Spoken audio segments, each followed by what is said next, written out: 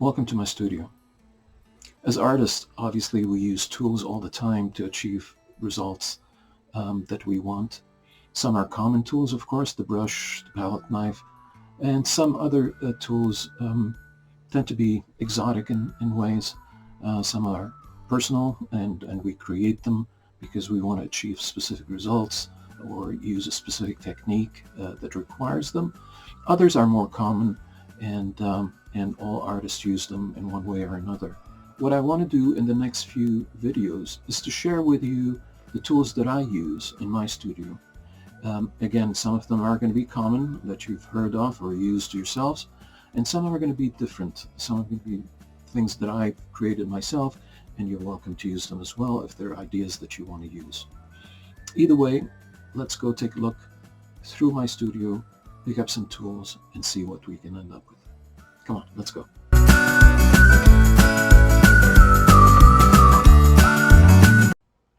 In my opinion, good art, good painting begins with a good drawing.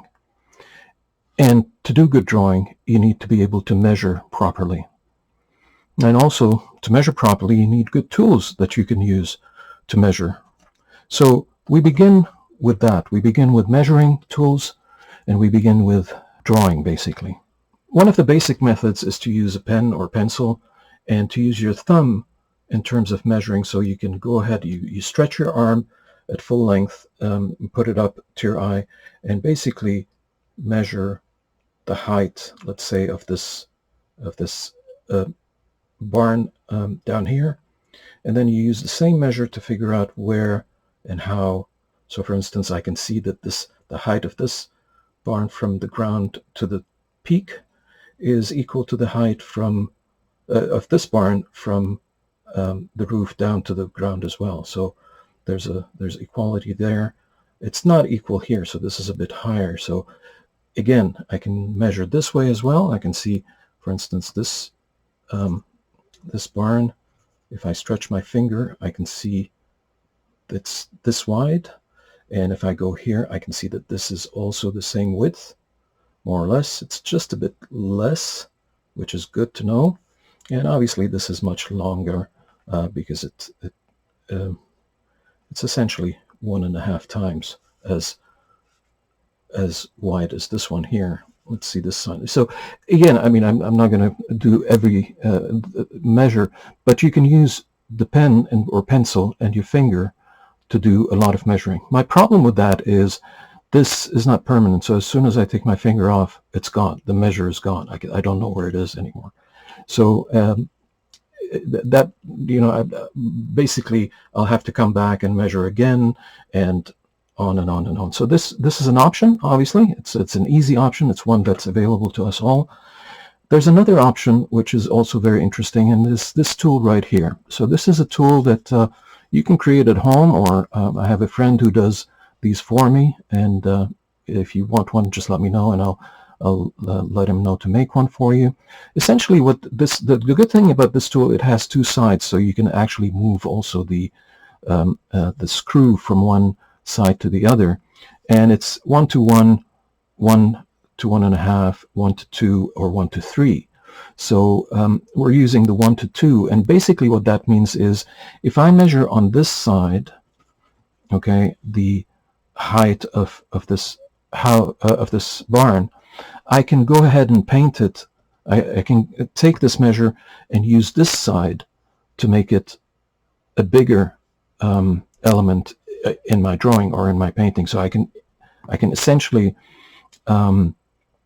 enlarge this picture using this tool with measurements. So it's also nice because it measures. If I don't want to use it for that purpose, I can measure this way, and I can use that to understand, you know, relationships between elements. So I can see this is almost a perfect square here in this situation there. So I can use that for measuring as well. The good thing about this is it does stay put and allows me to work with it without having to, you know, be careful about that. It's about the measure. Anyway, so that's number 2. Number 3 is this little tool here that I got from a dollar store, actually. It's I don't know the technical term for it. It does have a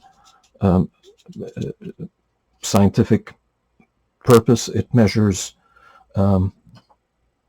the inside of cups on this end, inside of circles, and this one measures the outside. So again, it's a technical tool that is used by engineers for some purpose, but for us, we can also use it for our own purposes. We can create, we can use it to measure and understand the different elements in our drawing. So 3 different elements, 3 different tools that you can use. Obviously the pencil is the easiest one. This is probably the most accurate one, and this one here is the most versatile in my opinion. So 3 ways to begin your drawing, and obviously measuring is extremely important in drawing. So having a tool that can help you with that is not a bad thing.